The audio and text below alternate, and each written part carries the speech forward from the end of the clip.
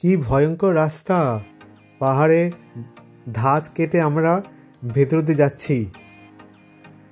সামনে আরও একটি পাহাড়ে ধাঁচ কাটা, আর নিচ দিয়ে রাস্তা, বেশ ভারী ভয়ঙ্কর। গন্তব্যস্থল কিন্নর। আমরা সিমলা থেকে যাব সাংলা উদ্দেশ্যে। সকালবেলায় সিমলা থেকে সকাল 8টায় রওনা দিয়ে আমরা প্রথমে গেলাম হাটু ভ্যালি। সেখান থেকে আমরা যাব হাটুপিক দেবী মন্দির। ট্যাক্সি ভাড়া করে গেলাম। মন্দিরটি অনেক উপরে, ঘন মেঘে ঢাকা ছিল। মা দুর্গার মন্দির।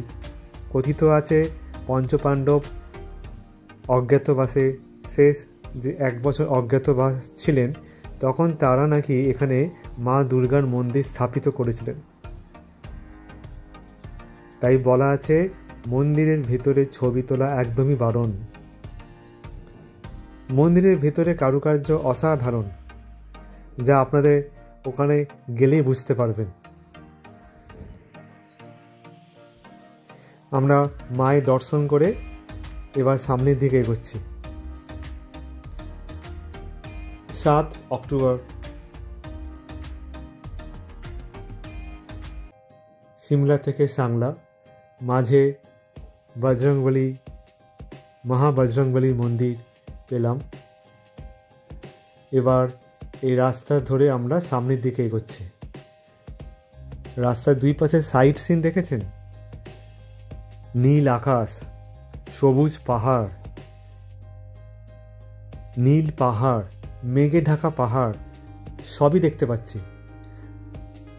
সিমলা থেকে সাংলা প্রায় 10 ঘন্টা লাগবে, আর যেন মনে হচ্ছে পুরো 10 ঘন্টাই আমরা সাইট সিন দেখতে দেখতে যাচ্ছি। যেখানেই তাকাচ্ছি অপূর্ব সাইট সিন।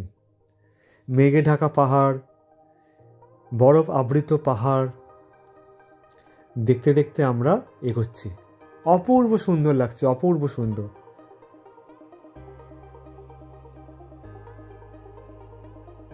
দেখেছেন সামনে ভিউগুলো?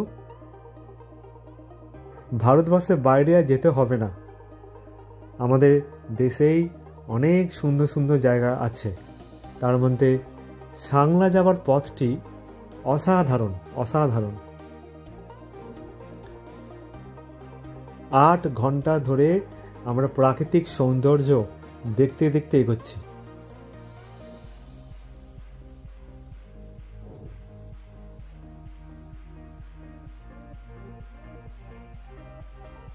কিন্নর জেলায় প্রবেশ করেছি আমরা। কিন্নর জেলাতেই অবস্থিত সাংলা।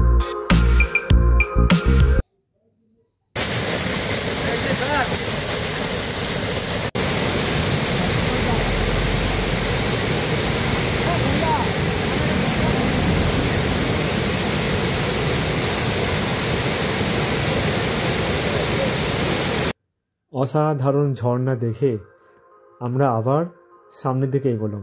গাড়ি থেকে নেমেছিলাম ঝর্ণা দেখার জন্য। অসাধারণ ঝর্ণা, জল ধবধবে সাদা জল পাহাড়ে মাথা থেকে পড়ছে কত স্পিডে। তারপর সে একই রাস্তা, একই প্রাকৃতিক সৌন্দর্য। যেখানেই তাকাচ্ছি প্রাকৃতিক সৌন্দর্য ভরে ভরে আছে।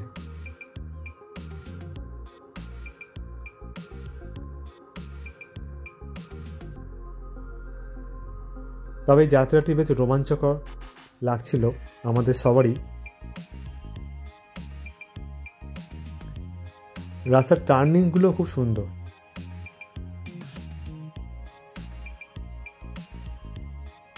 এটা একটি ফরেস্ট। আমরা এখন ফরেস্টের ভেতর দিয়ে যাচ্ছি।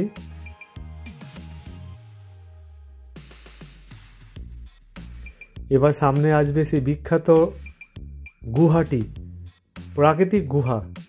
পাহাড়ের ধাঁচ কেটে বানানো গুহার ভেতর দিয়ে আমরা প্রবেশ করছি।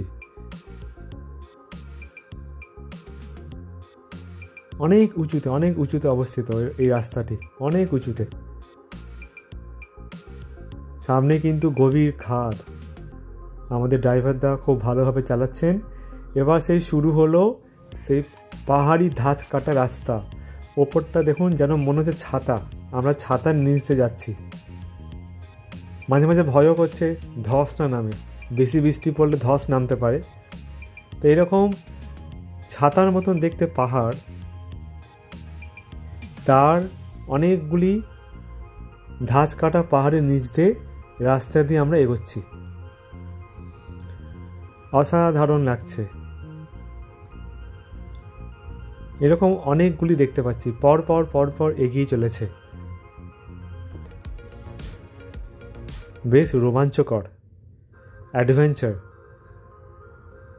যেন মনে হচ্ছে আমরা গেম খেলছি। ভাবছি আর কতক্ষণ পর এটা আমরা আবার প্লেন জায়গায় আসবো। আস্তে আস্তে আমরা আরও সামনের দিকে এগোচ্ছি।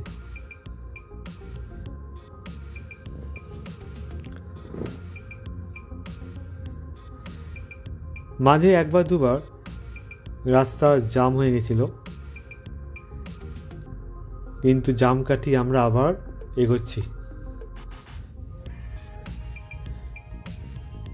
এখন মাঝ দুপুর, আমরা রাস্তার ধারে একটি হোটেলে লাঞ্চ করে সুন্দর সড়ক পথ দিয়ে এগোচ্ছি। সামনে আছে জলবিদ্যুৎ প্রকল্প, দেখা যাচ্ছে সামনে জলবিদ্যুৎ প্রকল্প।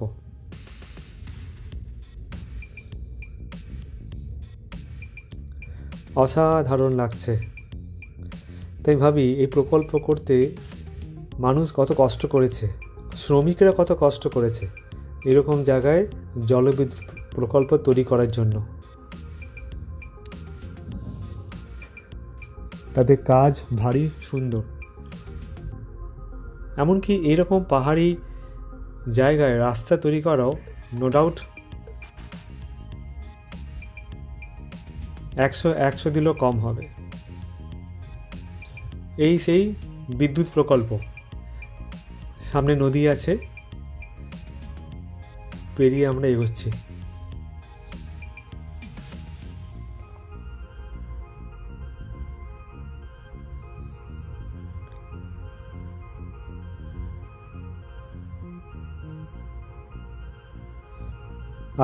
কি পাহাড়ি দৃশ্য দেখছি, সবুজ পাহাড়, নীল পাহাড়, সবুজে মোড়া পাহাড়।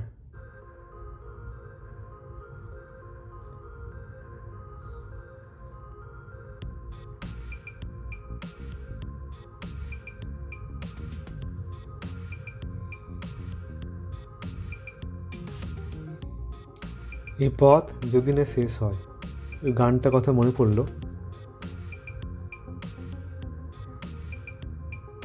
যেন মনে হচ্ছে পথ দিয়েই আমরা চলে যাই আর চলে যাই।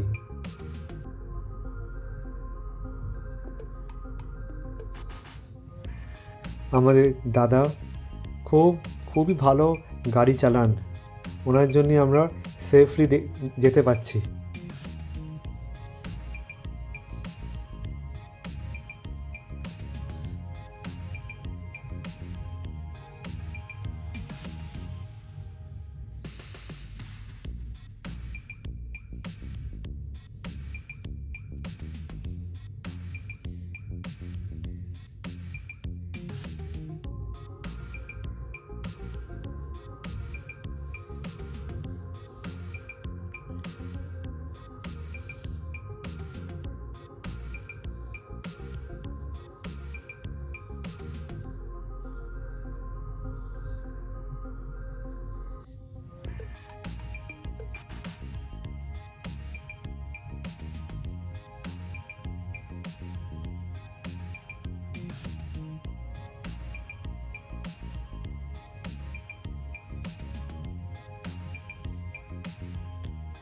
এখানে কিছুক্ষণ দাঁড়িয়েছিলাম গাড়ি থামিয়ে। সামনে নদী, খরস্রোতা নদী।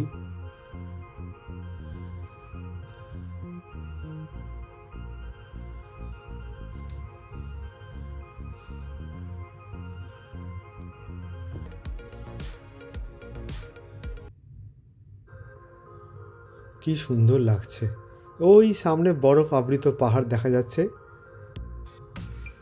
এটি পেট্রোল পাম্প, এখানে দাঁড়িয়েছিলাম, পেট্রোল ভরা হয়েছে গাড়িতে।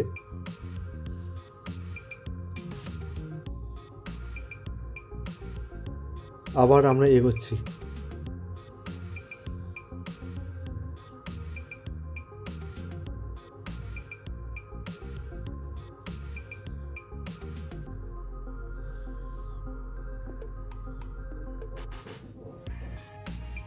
এটি একটি ড্যাম,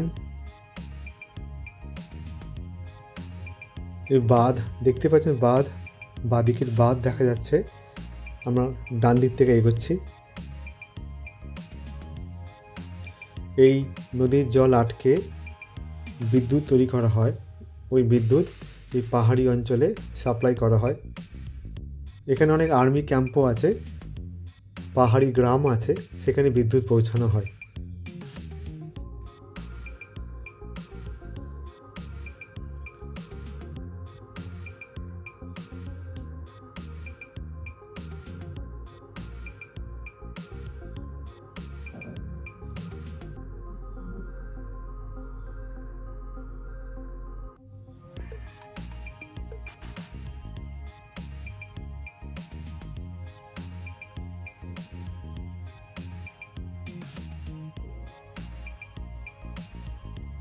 অসাধারণ লাগছে যখন এই ব্রিজটি পেরোচ্ছিলাম।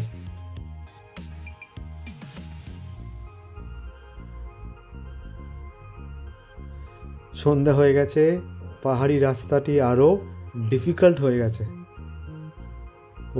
এখান থেকে ওয়ান ওয়ে রাস্তা, কিন্তু বেশ একটি গাড়ি সামনে, ওয়ান ওয়ে তো একটি গাড়ি সামনে চলে আসলেই কিন্তু আমাদের ব্যাকে যেতে হচ্ছে বা দাঁড়াতে হচ্ছে। তো আমরা সন্ধ্যাবেলায় এখন এই রাস্তাতে যাচ্ছি।